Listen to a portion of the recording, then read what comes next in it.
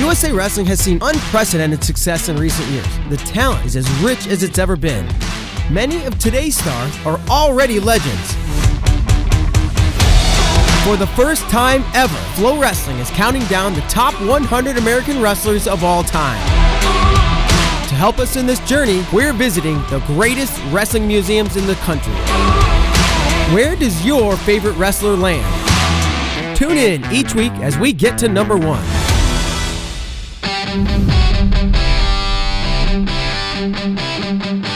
When a 3-time world and Olympic champion says you're the toughest opponent he's ever faced, you know he has to be good. That's what Kevin Jackson said about Melvin Douglas. Powerful, stocky, and explosive, Melvin Douglas had a style that was all his own. Melvin Douglas was a 2-time NCAA champion for the Oklahoma Sooners, an 8-time world and Olympic team member who brought home 4 world medals. He wrestled in the 1996 and the 2000 Olympics. He was part of the 1993 and 1995 Team USA World Championship teams. The pinnacle of his career came at the 1993 World Championship when he brought home a gold medal. Almost impossible to score on, Melvin Douglas did it his way, and that's why he's on the top 100.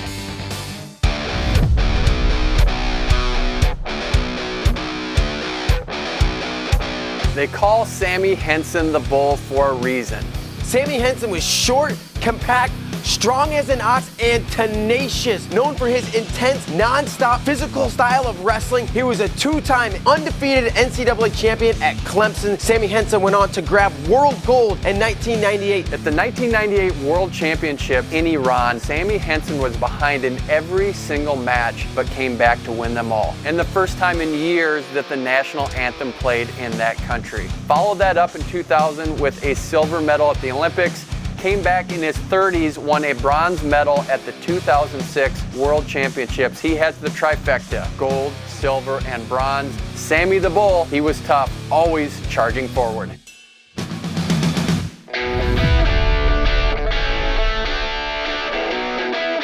Bill Shear's in-your-face and straightforward wrestling style earned him 3 NCAA All-American honors at the University of Nebraska, including an NCAA title in 1984. He became the 3rd Cornhusker wrestler to win an NCAA championship, immediately following his brother Jim. Just 1 year later, from 1985 to 1989, no one in the United States was better than Bill Shear. He made every single world and Olympic team, and not only did he make the team, he medaled at every single world and Olympics from 85 to 89, including a gold medal at the 1985 World Championships. Of course, you always want gold medals, but it's nice to be able to say you have every single color of medal in your collection, and that's what Bill Shear has. Bill Shear deserves to be in the top 100.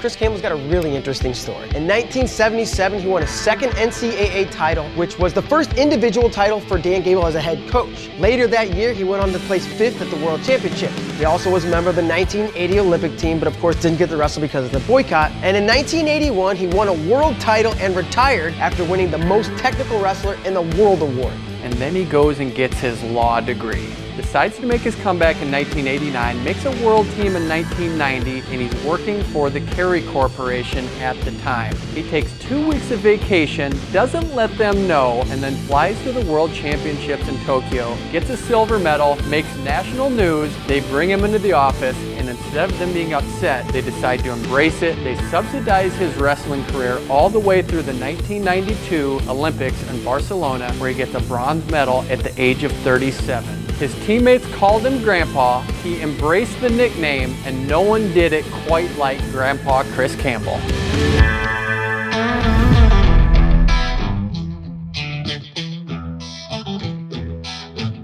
Campbell Sanderson may have been the first 4-time undefeated NCAA champion. He was not the first undefeated college wrestler. Danny Hodge, back in the 50s, won 3 NCAA titles and was undefeated over the span of his career for the Oklahoma Sooners. In 1956, he pinned his way through the entire NCAA tournament. And of course, the Hodge Trophy, wrestling's Heisman, is named after this legend out of Perry, Oklahoma.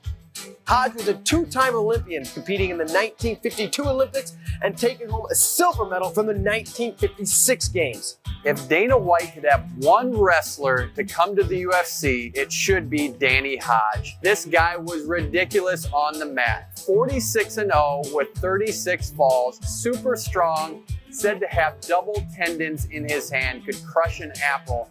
And then after wrestling, 17-0 amateur boxing record, 8-2 in the pros.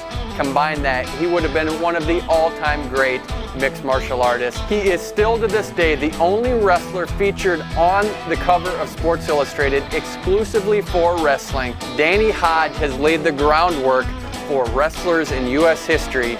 We've never, ever had anyone quite like Danny Hodge.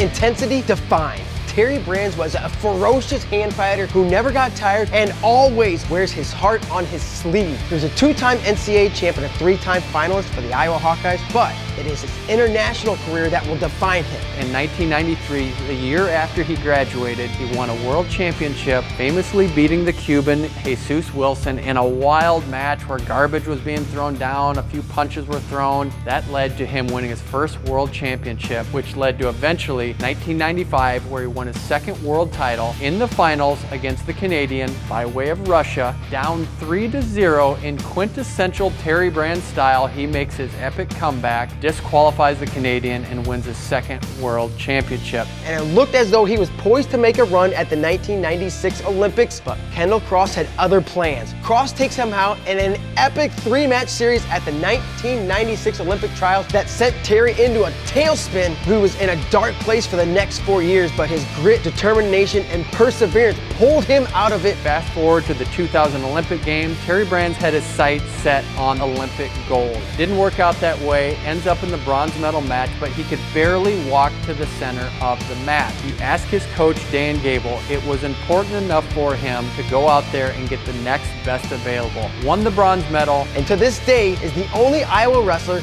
with multiple world titles.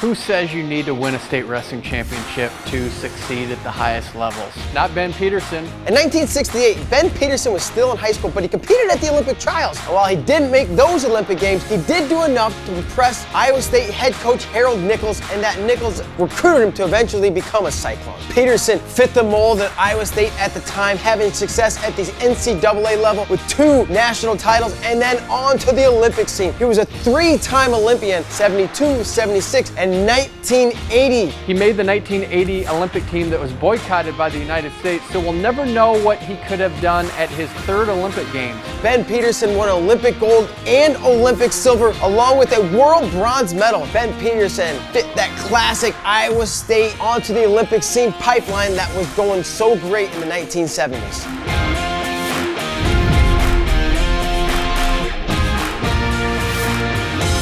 Today, we see young women like Tamara Mensah-Stock, Adeline Gray, and Helen Maroulis having a lot of success at the world and Olympic level. This would not have been possible without Trisha Saunders, the original pioneer of women's wrestling within inside the United States of America. Trisha Saunders' wrestling career started out with a bang. She beat eventual world champion Zeke Jones in a youth wrestling match. But that was just the start of what was to come. She was a 4-time world champion, the first ever women's world champion for the United States. She also had a world bronze, was on 7 world teams. Saunders did not make an Olympic team only because women were not allowed in the Olympics back in her time. Some of her greatest fights weren't on the wrestling mat, it was the fight for equality. Trisha Saunders is a legend of wrestling. She laid the foundation for generations upon generations of women to have the opportunity to wrestle. Our hats go off to Trisha Saunders as she has paved a path for women's wrestling to take shape inside the United States of America.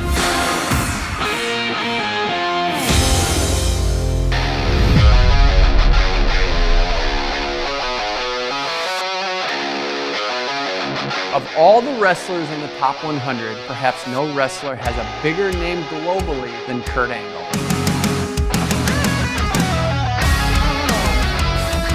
One of of the greatest professional wrestlers of all time. You may have seen him in the movie Warrior, where he played the villain Koba, and you probably know him as a villain or a babyface in professional wrestling. But for freestyle and college wrestling, you'll remember Kurt Angle as the undersized heavyweight who shocked the world. He actually was a really good wrestler, like really good.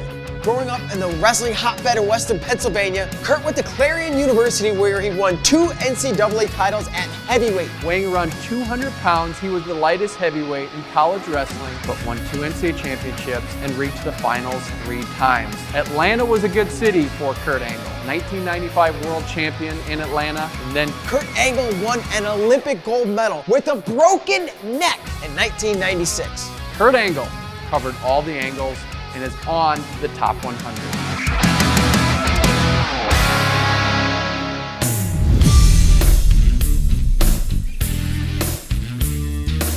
What is it about these wrestlers from Oregon, and what is it about Rick Sanders? Rick Sanders, the original godfather of funk in the United States of America. He was innovative, he was creative, he would do it his own way on and off the mat. Not only was Rick Sanders creative and innovative, he would go on the fly in matches, making up the most wild stuff and having success with it. Rick Sanders had long hair, he was kind of a hippie, and he marched to the beat of his own drum. 2-time Division II NCAA champion for Portland State, 2-time Division I champion who went on this wild medal run that included 5 world and Olympic medals. He competed and was silver in the 1968 and 1972 Olympic Games, and in 1969, Rick Sanders became the first ever world champion for the United States of America.